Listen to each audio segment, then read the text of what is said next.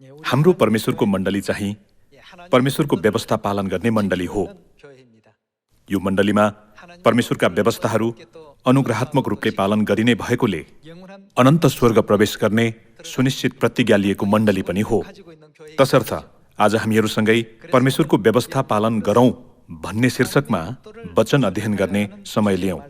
यो विषयद्वारा हामीहरू परमेश्वरको व्यवस्था नमान्ने वर्तमान पुस्ताको ढाँचामा नचली पूर्ण रूपमा व्यवस्था पालन गर्ने हुन सकौं। हामीहरू बाइबल र अगमवक्ताहरूको शिक्षा र निर्देशनलाई पूर्ण रूपले पालन गर्ने वर्तमान युगका स्वर्गीय प्रजाहरू हुनेछौं भन्ने आशा गर्दछु। आज हामीहरू परमेश्वरको व्यवस्था राम्ररी पालन गरेकोले आशिष पाएको मामिला र परमेश्वरको व्यवस्था राम्ररी पालन नगरेकोले परमेश्वरबाट दण्ड पाएको मामिला सम्बन्धी बाइबलका केही वचनहरू अध्ययन गरौं। ब्रह्माण्डमा विश्वव्यापी व्यवस्थाहरू छन्, स्वर्गमा स्वर्गीय व्यवस्थाहरू छन्, अनि यो पृथ्वीमा पनि पार्थिव व्यवस्थाहरू छन्। त्यसैगरी परमेश्वरले हामी स्वर्गीय प्रजालाई मुक्ति दिनको निम्ति स्वर्गीय व्यवस्थाहरू स्थापना गरिदिनु भएको छ। हामीहरू व्यवस्थादेखि तर्केर गयौं अथवा यदि हामीले व्यवस्था पालन गरेनौं भने हामीहरू अनन्त स्वर्गको बाटो पत्ता लगाउन नसक्ने मूर्खता गर्न पुग्छौं। त्यसैले परमेश्वरले हाम्रो मुक्तिको निम्ति सिद्धान्त र नियमहरू तोकिदिनु भएको विषयलाई यर्मिया अध्याय 9 को वचनद्वारा अध्ययन गरौं। यर्मिया अध्याय 9 को पद 12 को शिक्षा सँगै हेरौं। अध्याय 9 को पद 12 मा हेरौं।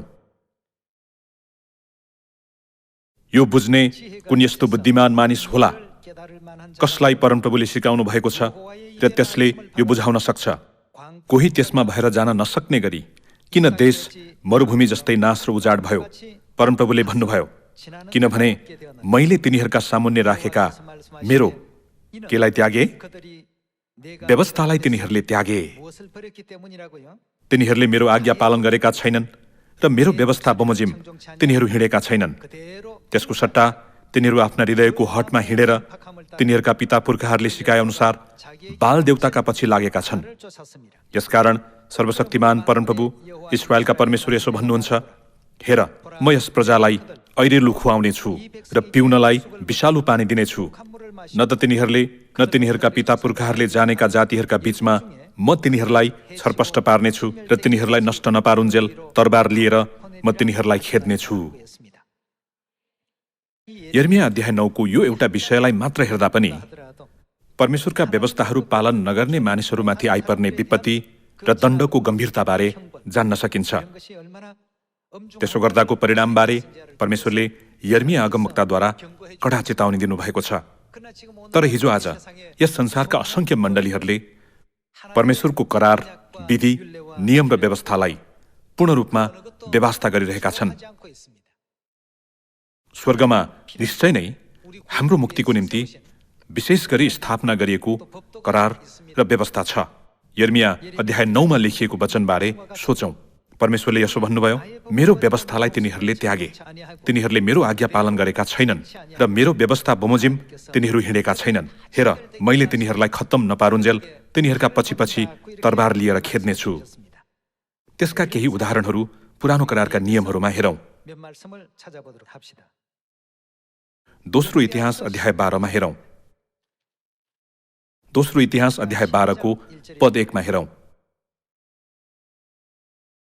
रहबामको राज्य स्थिर भएर तिनी शक्तिशाली भएपछि तिनले परमप्रभुको व्यवस्था के गरे? त्यागे।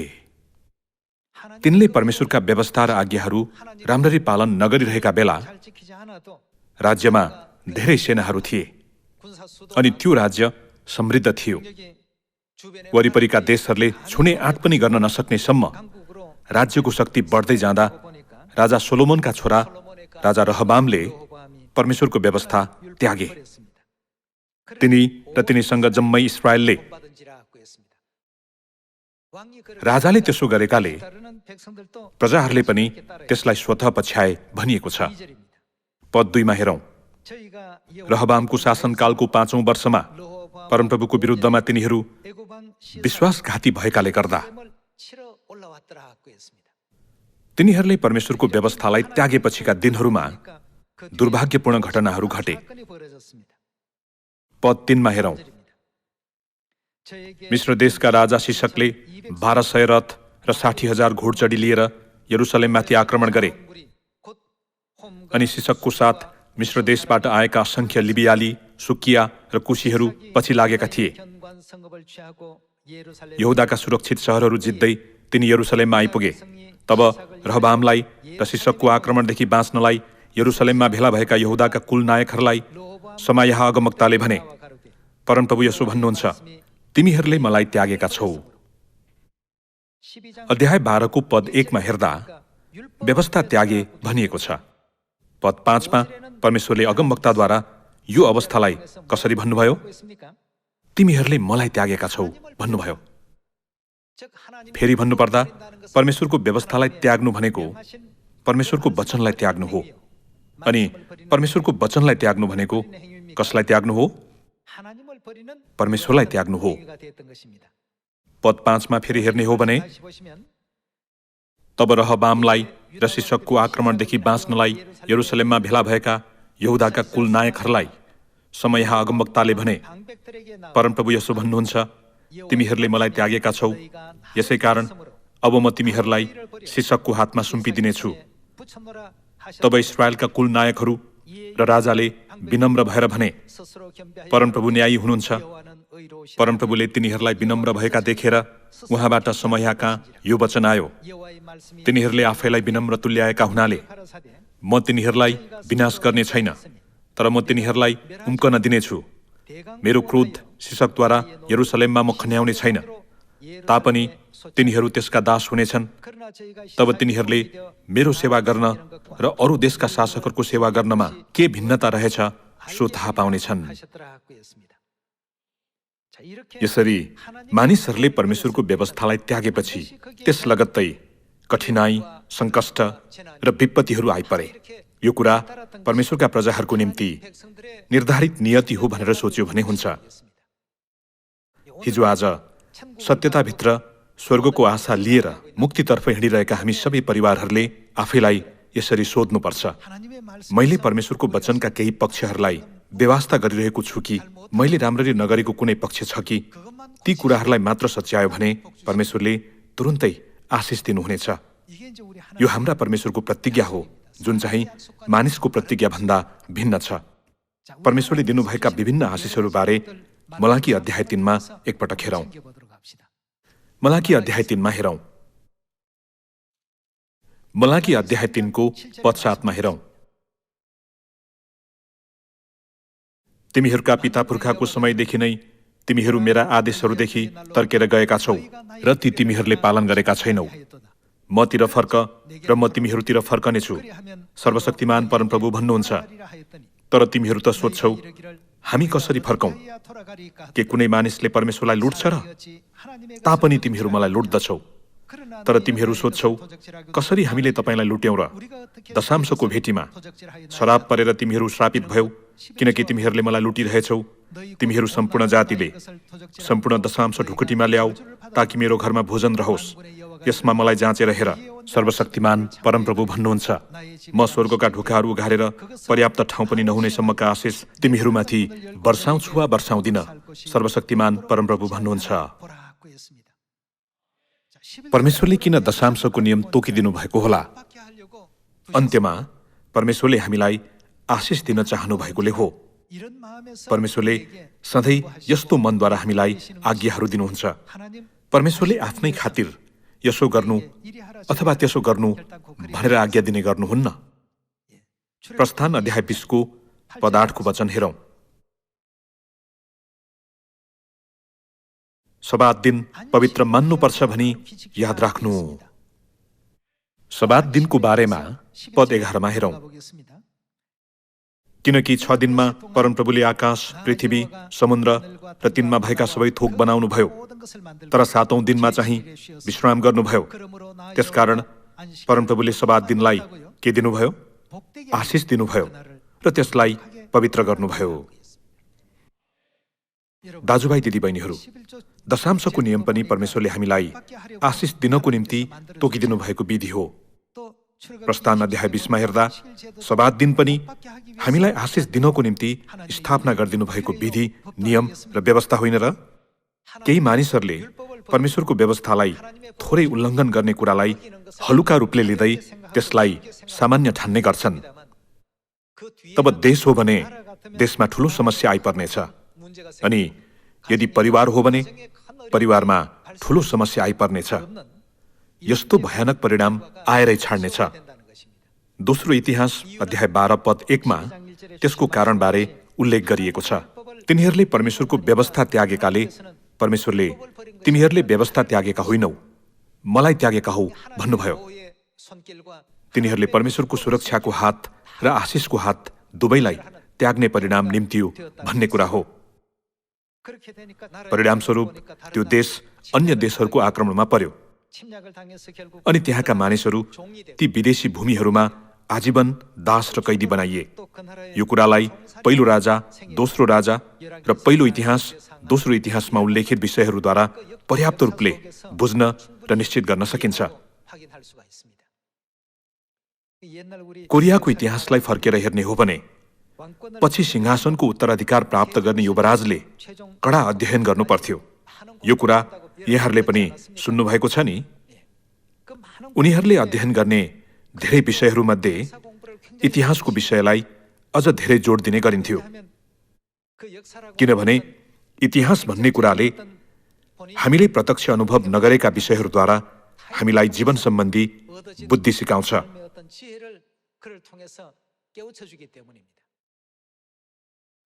रोमी अध्याय 15 मा अघि लेखिएका कुराहरू हाम्रो शिक्षाको निम्ति लेखिएका थिए भनिएको छ। आज हामीले दोस्रो इतिहास अध्याय 12 मा उल्लेखित रहबामको इतिहासद्वारा हामीले परमेश्वरको व्यवस्थालाई कति मूल्यवान ठान्दै कदर गर्नुपर्छ भन्ने तथ्यलाई स्पष्टसित बुझ्न सक्नुपर्छ। तिनीहरूले व्यवस्था त्याग्दा परमेश्वरले तिमीहरूले मलाई त्यागेका हौ भन्नुभयो।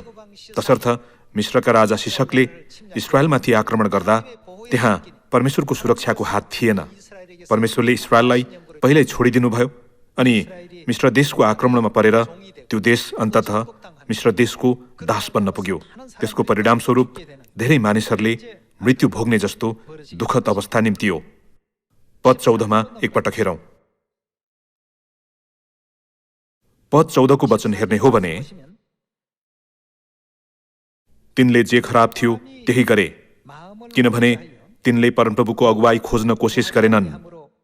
तिनले व्यवस्थालाई त्यागेकाले र तिनको मन परमेश्वरबाट टाढिएकोले बाइबलमा तिनले परमेश्वरलाई खोज्न कोसिस नगरी जे खराब थियो त्यही गरे भनिएको छ।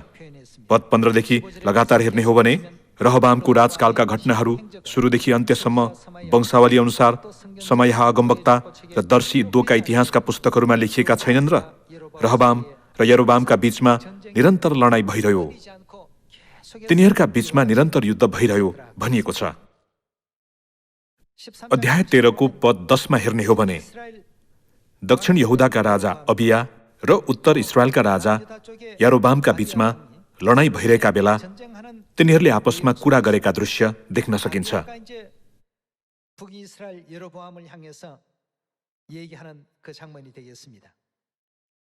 अध्याय 13 मा हेरौं। अध्याय 13 को पद 10 को वचन हेर्नेछौं। पद 10 मा हेर्ने हो भने तर हाम्रा निम्ति चाहिँ परमप्रभु नै हाम्रा परमेश्वर हुनुहुन्छ, अनि हामीले उहाँलाई त्यागेका छैनौं। परमप्रभुको सेवा गर्ने पुजारीहरू चाहिँ हारूनका छोराहरू हुन्, अनि लेवीहरूले तिनीहरूलाई सहायता दिन्छन्। तिनीहरू बिहान र बेलुका होमबलि र सुगन्धित धूप परमप्रभुको निम्ति चढाउँछन्। तिनीहरूले भेटीको रोटी विधि अनुसार पवित्र गरिएको टेबलमा लहर लहर गरी राख्दछन्। तिनीहरू बेलुकै पिच्छे सुनको सामदानमा भएका बत्तीहरू बाल्दछन्। यसरी परमप्रभु हाम्रा परमेश्वरले आज्ञा दिनुभएका कुरा हामी साँच्चै नै पालन गर्छौं। तर तिमीहरूले त उहाँलाई त्यागेका छौ। हे उत्तर इस्राएल, के तिमीहरूले परमेश्वरलाई त्यागेका छैनौ र? हामी त परमेश्वरको आज्ञा साँच्चै नै पालन गर्छौं भन्न खोजेका हुन्। पद 12 मा हेरौं। परमेश्वर हाम्रा शिर भई हामीलाई साथ दिनुहुन्छ। उहाँका पुजारीहरू तिमीहरूका विरुद्धमा युद्ध ध्वनिको संकेत दिनलाई तुरही लिएर खडा हुनेछन्। हे इस्राएलीहरू हो, परमप्रभु तिमीहरूका पुर्खाहरूका परमेश्वरको विरुद्धमा युद्ध नगर, तिमीहरू सफल हुने छैनौ। यारोबामले आफ्नो फौजको एक दल पछिल्लोतिर गएर ढुकी बस्नलाई पठाएका थिए र तिनको मुख्य सेनाले चाहिँ यहुदाको सामना गर्यो। जब यहुदाका मानिसहरूले फर्केर हेरे तब तिनीहरूले लडाईँ आफ्नो अघि र पछि दुवैतिर रहेछन् भनी देखे। तब तिनीहरूले सहायताको निम्ति परमप्रभुलाई पुकारे। पुजारीहरूले आफ्ना तुरही फुके र यहुदाका मानिसहरूले चिच्याएर कराए। तिनीहरूले त्यसो गर्दा परमेश्वरले यारोबाम र सबै इस्राएलीहरूलाई अबिया र यहुदाको सामुन्ने परास्त गर्नुभयो। यो चाहिँ दक्षिण यहुदा र उत्तर इस्राएल बीचको लडाईँ सम्बन्धी विषय हो। उत्तर इस्राएलका राजा यारोबाम थिए अनि दक्षिण यहुदाका राजा अबिया थिए।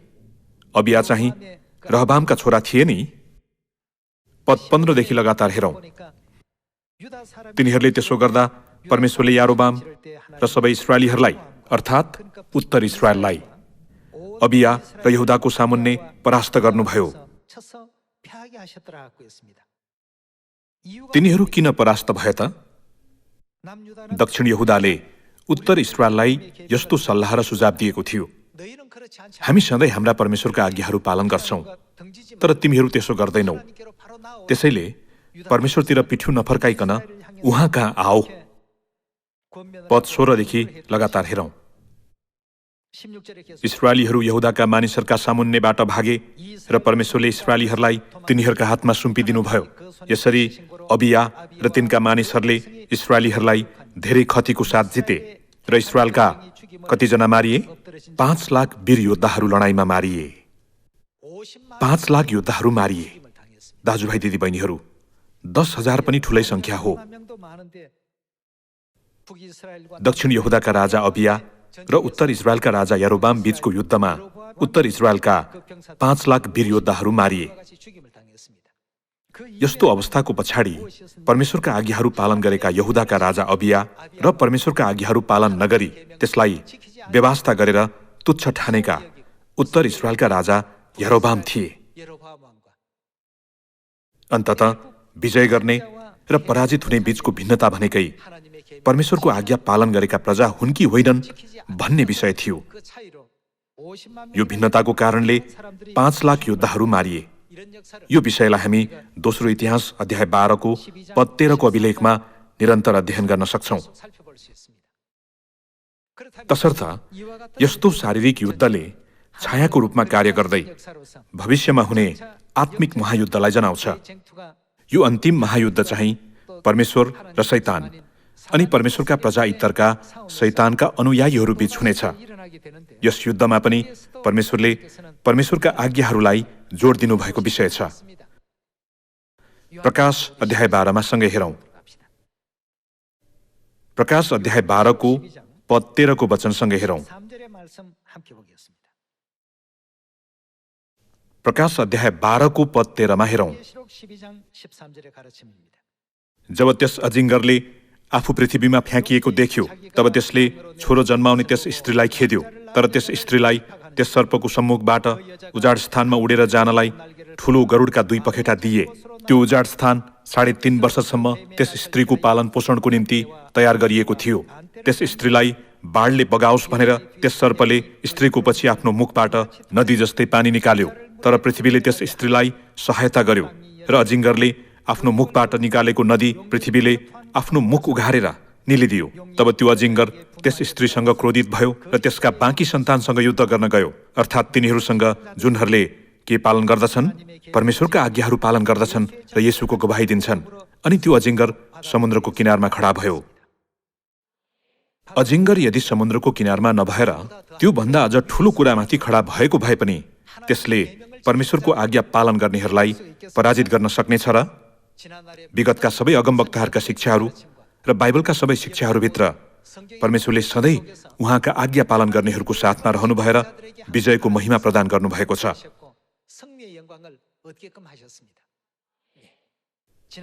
विगतको सबै इतिहासमा परमेश्वरको आज्ञा पालन गर्ने मानिसहरू र पालन नगर्ने मानिसहरू थिए। प्रकाश अध्याय 12 को अन्तिम महायुद्धमा पनि परमेश्वरका आज्ञा पालन गर्ने स्त्रीका बाँकी सन्तानहरू र परमेश्वरका आज्ञा पालन नगर्ने शैतानका अनुयायीहरू छन्। शैतानका अनुयायीहरूले आफ्नो संख्या समुद्री किनारको बालुवा जत्तिकै धेरै भएको कुरामा घमण्ड गरे तापनि त्यसको कुनै अर्थ छैन। होइन र? परमेश्वरले यस पृथ्वीलाई बाल्टीको एक थोपो पानी जत्तिकै सानो ठान्नुहुन्छ। ब्रह्माण्डका ताराहरूलाई हेरौँ, ब्रह्माण्डको अनन्त संसारलाई हेरौँ। त्यो संसारलाई सञ्चालन गर्नुहुने परमेश्वरका आज्ञाहरू उत्साहपूर्वक अनुग्रहात्मक रूपले पालन गर्नेहरूका साथमा परमेश्वर सधैँ रहनुहुन्छ। परमेश्वरले दोस्रो इतिहास अध्याय 12, अध्याय 13 र प्रकाश अध्याय 12 को पद 13 मा उल्लेखित यी सबै वचनहरूद्वारा हामीलाई दोहोर्याउँदै पुष्टि गरिदिनु भएको विषय छ। व्यवस्था अध्याय 8 को वचन अझ हेरौँ। हामीहरू हरेक आत्मिक महायुद्धमा परमेश्वरको आज्ञा पालन गर्दै उहाँको इच्छा र शिक्षा अनुसार उहाँको साथसाथै हिँड्नुपर्छ। परमेश्वरको मार्गदर्शनमा विश्वास साथ जिउने आफ्ना प्रजाहरूलाई परमेश्वरले लगातार आत्मिक विजयको महिमा प्रदान गर्नुहुन्छ भन्ने कुरालाई हामीले कदापि बिर्सनु हुँदैन। व्यवस्था अध्याय 8 को पद 1 मा हेरौँ। व्यवस्था अध्याय 8 को पद 1 मा हेर्ने हो भने, मैले तिमीहरूलाई आज दिएका सबै आज्ञा होशियारी साथ मान कि तिमीहरू जीवित रहन र संख्यामा बढ्न सक र गएर परमप्रभुले तिमीहरूका पिता पुर्खालाई शपथ खाएर प्रतिज्ञा गर्नुभएको देशलाई अधिकार गर्न सक। तिमीहरूलाई दिन तुल्याउन, जाँच गर्न र उहाँका आज्ञा मान्ने हृदय छ कि छैन भनी जान्नलाई यी 40 वर्षभरिको उजाड स्थानको यात्रामा परमप्रभु तिमीहरूका परमेश्वरले कसरी तिमीहरूलाई डोर्याउनु भयो सो स्मरण गर।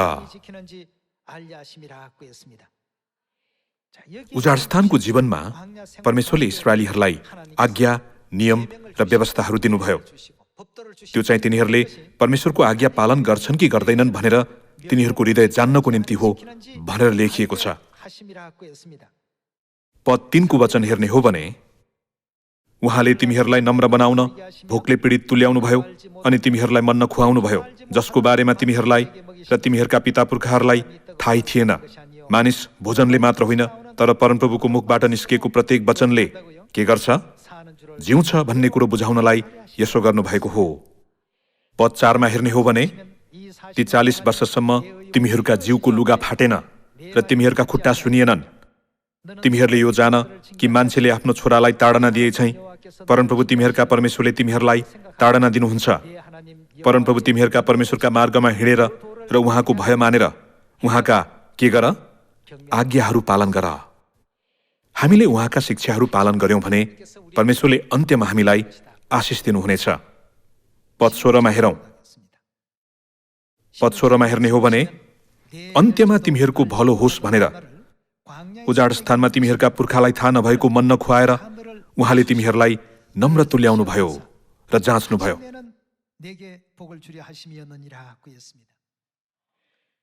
परमेश्वरले हाम्रो निम्ति गर्नुहुने सबै कार्यहरूको पछाडि सधैँ हामीलाई आशिष दिने परमेश्वरको गहिरो इच्छा समावेश भएको हुन्छ।